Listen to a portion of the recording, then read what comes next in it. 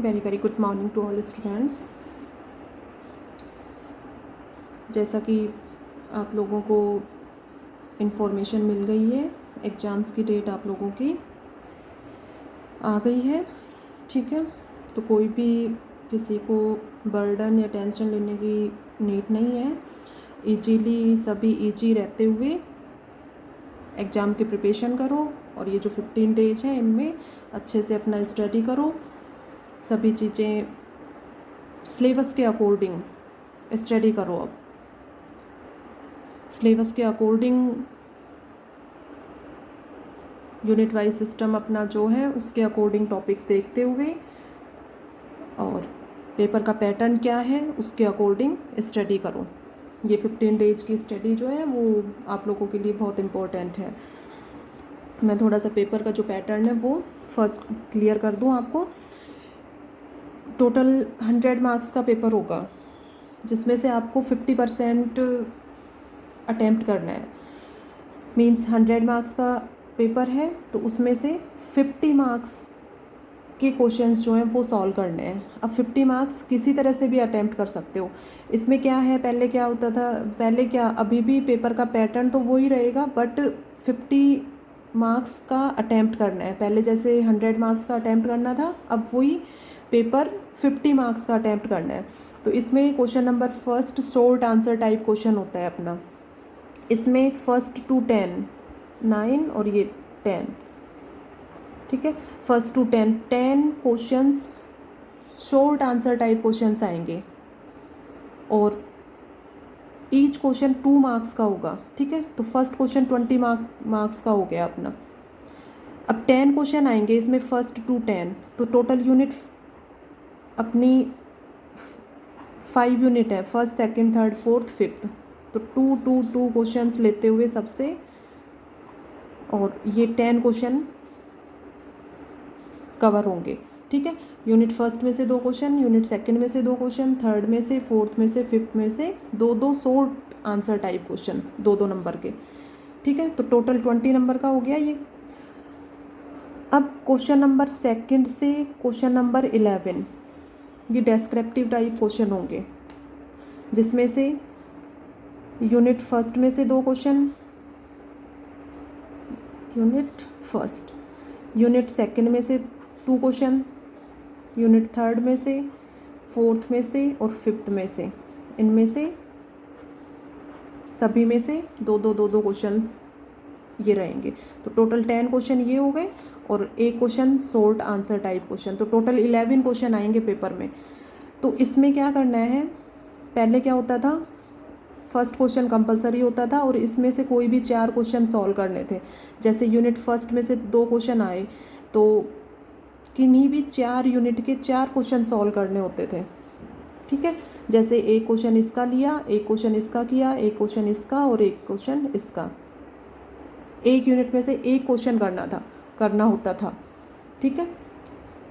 लेकिन अब आप लोग किसी भी यूनिट का कोई भी क्वेश्चन सॉल्व कर सकते हैं। तो पहले किस सिलेबस के अकॉर्डिंग तो 4 क्वेश्चन ये 20 मार्क्स, ये 20 मार्क्स का क्वेश्चन इसमें, 20 मार्क्स का क्वेश्चन इसमें और 20 मार्क्स का क्वेश्चन, ठीक है। तो 5 यूनिट में से किन्हीं भी 4 यूनिट से एक एक क्वेश्चन लेते हुए पेपर जो है वो सॉल्व करना होता था। तो 80 नंबर तो ये यहाँ से इन 5 यूनिट में से 4 क्वेश्चन करने होते थे, 80 नंबर ये हो गए और फर्स्ट क्वेश्चन कंपलसरी होता था ये 20। तो 100 मार्क्स का हो गया। अब आप लोगों को 50 मार्क्स का क्वेश्चन पेपर जो है वो अटैम्प्ट करना है। तो इसमें 50 मार्क्स में एक तो यूनिट वाइज सिस्टम जो है वो हटा दिया है, ठीक है। यूनिट वाइज सिस्टम का मीन्स क्या है इसमें कि आप किसी भी यूनिट से कोई भी क्वेश्चन सॉल्व कर सकते हो। एक ही यूनिट के 2 क्वेश्चन आते हैं तो वो दोनों क्वेश्चन भी सॉल्व कर सकते हो एक ही यूनिट के। यदि एक यूनिट कंप्लीट आप लोगों ने किया है किसी पेपर में तो उस यूनिट के 2 क्वेश्चन अटैम्प्ट कर सकते हो, ठीक है। अब 50 मार्क्स का किस तरह से होगा, जैसे एक यूनिट फोर्थ है, ठीक है। हाइड्रोडायनेमिक्स में यूनिट 4 जो है वो कंप्लीट की करवाई है आप लोगों को, ठीक है। तो यहाँ से 2 क्वेश्चन जो है वो आप लोगों को इस यूनिट में से 2 क्वेश्चन आएंगे। तो ये दोनों क्वेश्चन आप अटैम्प्ट कर सकते हो, ठीक है। 2 क्वेश्चन मीन्स ये हो गए 40 मार्क्स, एक क्वेश्चन 20 मार्क्स और एक क्वेश्चन 20 मार्क्स, ठीक है।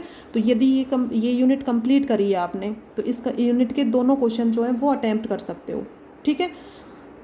तो 40 मार्क्स हो गए। अब 10 मार्क्स का और अटैम्प्ट करना है। तो 10 मार्क्स में किसी भी यूनिट से, जैसे ये यूनिट है इसके दो क्वेश्चन आएंगे 20-20, तो उन दोनों में से एक क्वेश्चन अटैम्प्ट करना है। अब उसमें यदि एक क्वेश्चन है उसमें 2 पार्ट दिए हुए हैं, मोस्टली एक क्वेश्चन में दो पार्ट आते हैं, एक 10 मार्क्स का और एक 10 मार्क्स का। तो इस तरह से क्वेश्चन जो है वो 20 मार्क्स का अपना बनता है। तो इसमें से एक पार्ट भी सॉल्व कर दोगे तो भी 50 मार्क्स का पेपर जो है वो अटैम्प्ट हो जाएगा। तो 2 क्वेश्चन तो इसके अटैम्प्ट किए 20 मार्क्स के, 40 मार्क्स के, और एक क्वेश्चन किसी भी यूनिट का एक क्वेश्चन का एक पार्ट भी यदि अटैम्प्ट कर देते हो 10 मार्क्स का तो 50 मार्क्स का जो है वो अटैम्प्ट कर दोगे। अब जैसे ये दोनों यूनिट हैं तो इसमें से एक क्वेश्चन किया, इसमें से एक क्वेश्चन किया, तो 2 क्वेश्चन तो यहाँ से हो गए 40 मार्क्स हो गए, अटैम्प्ट किए 40 मार्क्स का। अब 10 मार्क्स का या तो ऐसे करो, इसमें जैसे शॉर्ट क्वेश्चन यदि प्रिपेयर किए हैं तो कोई भी 5 question, 5 short answer type question attempt कर दो। 5 short answer type question attempt करते हो तो एक क्वेश्चन 2 मार्क्स का होगा, तो 5 क्वेश्चन 10 मार्क्स के हो गए, ठीक है। तो 2 यूनिट से एक एक क्वेश्चन किया, ठीक है, एक इससे, तो 40 मार्क्स वो हो गए। और 5 शॉर्ट आंसर टाइप कोई भी 5 क्वेश्चन कर दिए, ठीक है, तो वहाँ से भी आपका 50 मार्क्स का जो पेपर है वो अटैम्प्ट हो जाएगा। तो मेनली ये है कि पेपर 100 मार्क्स का है तो उसमें उसका 50% सॉल्व करना है, और वो 50% आप किसी भी यूनिट 5 यूनिट में से किसी भी क्वेश्चन को लेते हुए, एक क्वेश्चन 20 मार्क्स का होगा तो किसी भी क्वेश्चन को लेते हुए या एक ही यूनिट के दोनों क्वेश्चन भी कर सकते हो, और फिर 10 मार्क्स का और एक अटैम्प्ट कर दो। वो 10 मार्क्स का कैसे भी कर दो, चाहे इसका एक क्वेश्चन का एक पार्ट कर दो या इसमें से 5 शॉर्ट है। ये नहीं है ये 10 क्वेश्चन है इसमें तो 10 क्वेश्चन ही कर रहे हो, ये 10 करते हो तो मीन्स आपने 20 मार्क्स का सॉल्व कर दिया। तो मेन जो पॉइंट है वो ये है कि अपने को 50 मार्क्स का क्वेश्चन अटैम्प्ट करना है, ठीक है। क्लियर हो गया होगा अब सभी को। तो बहुत ज़्यादा लेंथी सिलेबस है नहीं, बट ये है कि आप लोगों को प्रैक्टिस करना है। जो भी 2.5 क्वेश्चन में, ये मान के चलो 2.5 क्वेश्चन अटैम्प्ट करोगे तो आप लोगों का 50 मार्क्स का पेपर अटैम्प्ट हो जाएगा। 2.5 क्वेश्चन में एक क्वेश्चन 20 मार्क्स का, सेकंड क्वेश्चन जो कर रहे हो वो 20 मार्क्स का। हाँ, इन 20 मार्क्स में हो सकता है इसमें 2 फर्स्ट और सेकंड पार्ट गिवन हो 10 मार्क्स के, इसमें भी 2 पार्ट गिवन हो फर्स्ट और सेकंड पार्ट, ठीक है। वो कैसे भी हो सकता है कि एक क्वेश्चन में एक ही पार्ट 20 मार्क्स का गिवन हो या उसमें 2 पार्ट करके गिवन हो 10 के। तो मोस्टली 2 पार्ट्स आते हैं इसमें, 2 पार्ट्स में 2 पार्ट्स, तो वो ईजी भी रहेगा और इजीली उसको कर सकते हो। तो फर्स्ट क्वेश्चन 20 मार्क्स और सेकंड क्वेश्चन, और एक जो क्वेश्चन है वो हाफ अटैम्प्ट करो, हाफ क्वेश्चन 10 मार्क्स का। तो इस तरह से 50 मार्क्स का पेपर आप लोगों को अटैम्प्ट करते हुए उसी के अकॉर्डिंग अपना स्टडी करो, और जो भी टॉपिक्स ले रहे हो यूनिट वाइज देखते हुए और उनको लिख कर प्रैक्टिस करो। 15 days are very very important for all the student of MSc Pre, so take no burden, no tension, prepare your exam properly। तो क्लियर हो गया होगा अब सबको, फिर भी कोई कन्फ्यूजन हो तो आप लोग पूछ सकते हो, ठीक है। बाकी तो अब इसमें देखो यूनिट 3 मैकेनिक्स में, यूनिट 3 में से और एक क्वेश्चन की प्रिपरेशन करवा देते हैं, ठीक है। यूनिट 4 कंप्लीट हो गई थी और यूनिट 5 में भी लगभग करवा दिया था आप लोगों को। कुछ और रह रहा होगा तो मैं देख के और उसमें से मेन और एक बार बता देंगे, रिवाइज करवा देंगे। कुछ टॉपिक और करवाना होगा तो वो मैं करवा दूँगी अभी इन 3-4 डेज में, ठीक है। इसमें से करवा देते हैं कुछ मेन टॉपिक्स। ये थोड़ा सा हो सकता है आप लोगों को ईजी लगे। यूनिट 3 है Lagrange's equation of motion, mechanics. Journal थोड़ा सा बताएंगे पहले। इसकी मैकेनिक्स की 2 ब्रांच हैं, डायनेमिक्स एंड स्टैटिक्स, ठीक है। मैकेनिक्स में क्या होता है, कोई भी बॉडी है, ठीक है, वो या तो रेस्ट पोजीशन पे है या बॉडी जो है वो मूविंग पोजीशन में है, ठीक है। तो ये रेस्ट पोजीशन या मूविंग पोजीशन। तो मैकेनिक्स में क्या होता है, मैकेनिक्स ये साइंस की ही ब्रांच है। तो mechanics is the branch of science in which we study Mechanics is a branch of science in which we study the effect of force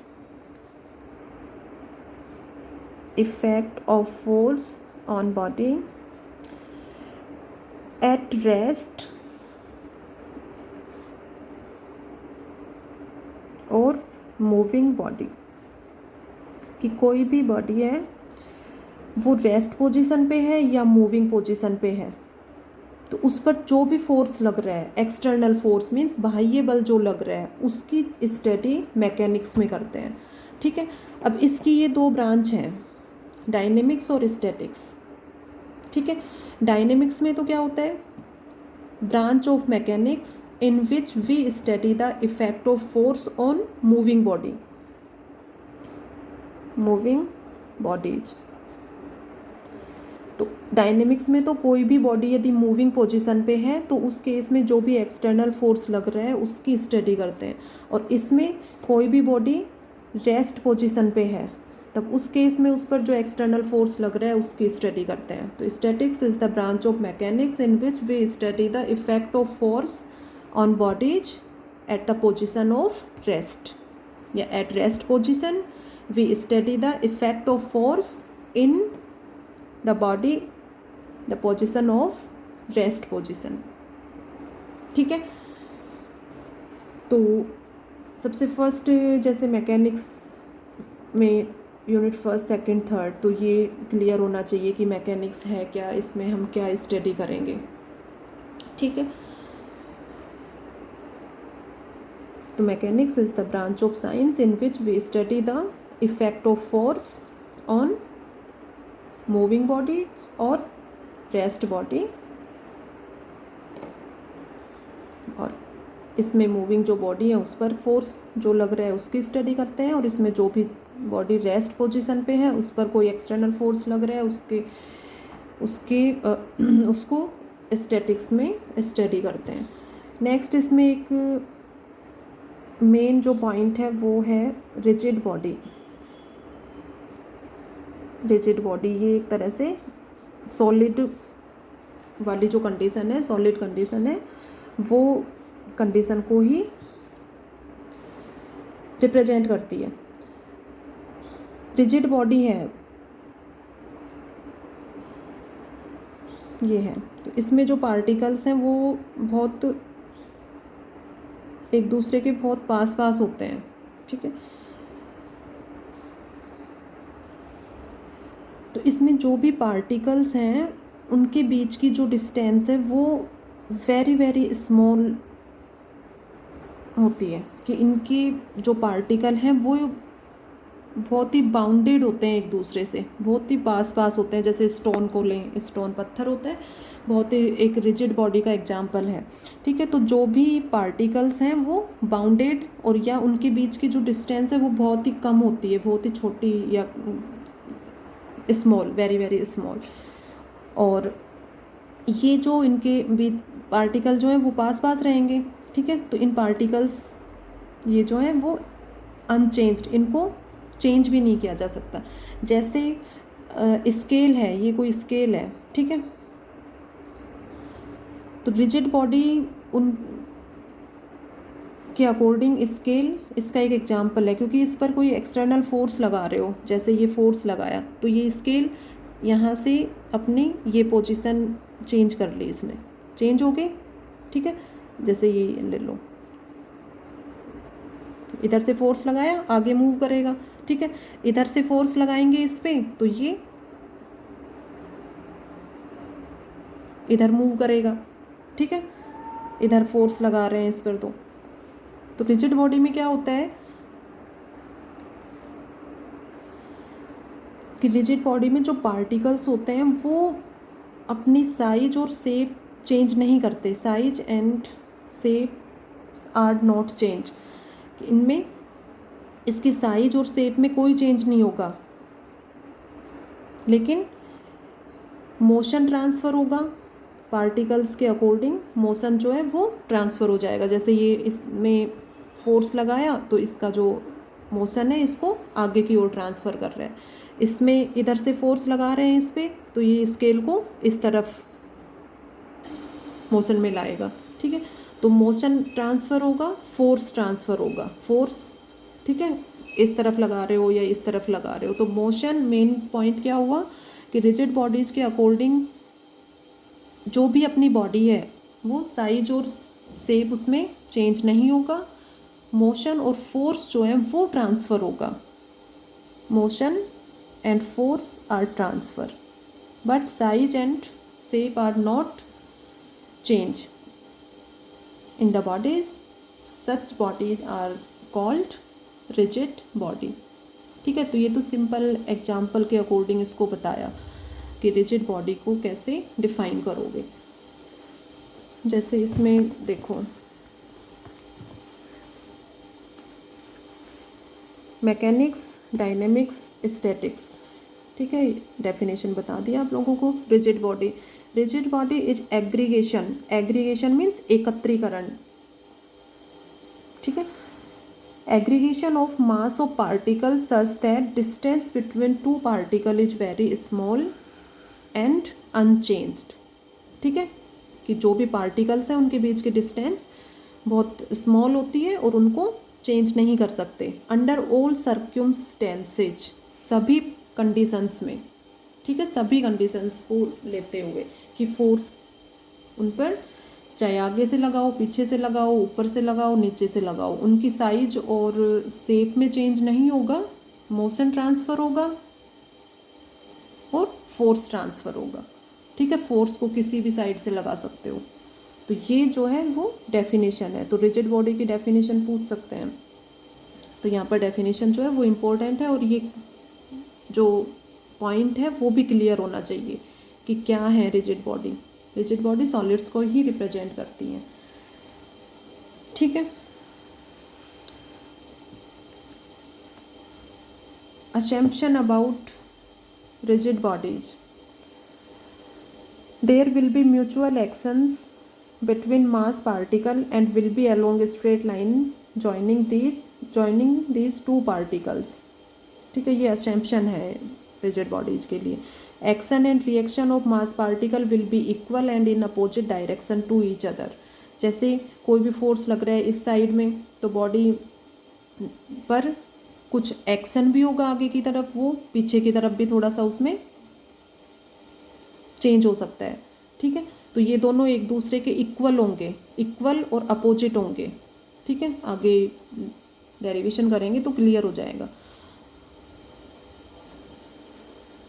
rigid bodies में म्यूचुअल एक्शन जो है वो particles के mid में लगता है और एक्शन और रिएक्शन एक दूसरे के इक्वल और अपोजिट डायरेक्शन में लगते हैं, ठीक।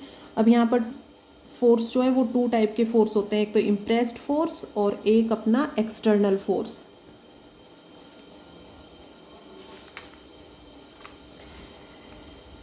Impressed force, external forces acting on body are called impressed force. जो भी एक्सटर्नल फोर्स लगा रहे हो किसी भी बॉडी पर, जैसे ये बॉडी है, इस पर इधर से फोर्स लगाया, तो ये जो एक्सटर्नल फोर्स ही क्या कहलाता है? Impressed force.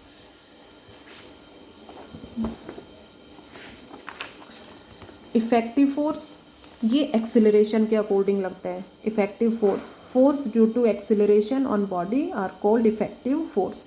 तो ये डेफिनेशंस लर्न होनी चाहिए। रिजिड बॉडी, इम्प्रेस्ड फोर्स और एक्सटर्नल नहीं, इफेक्टिव फोर्स।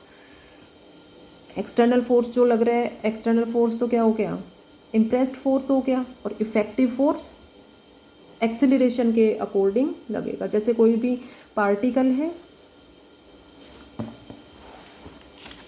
ये कोई भी पार्टिकल है, ठीक है, तो एक्सेलरेशन को स्मॉल a से रिप्रेजेंट करते हो। सपोज इस पार्टिकल का मास m है, ठीक है, m मास है और ये एक्सेलरेशन है, तो इसका टोटल जो फोर्स हो जाएगा वो क्या हो जाएगा? F equal to ma। तो force due to acceleration on body are called effective force. तो ये डेफिनेशन जो है वो क्लियर होनी चाहिए। नेक्स्ट वीडियो में यूनिट 3 का main important topic degree of freedom discuss करेंगे।